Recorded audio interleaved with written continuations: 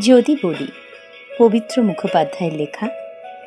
যদি বলি আমাদের হারাবার কিছু নেই, তবে ভুল হবে, বড় ভুল হবে।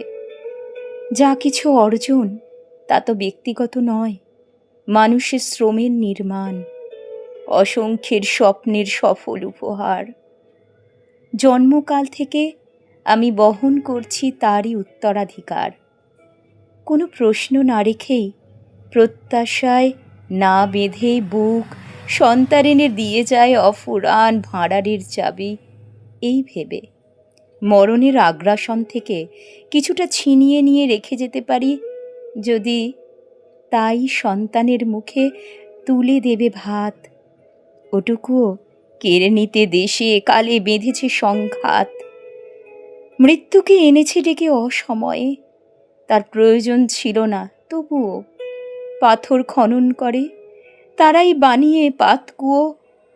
দায় নিয়েছিল প্রতিবেশীদের তৃষ্ণা মেটাবার।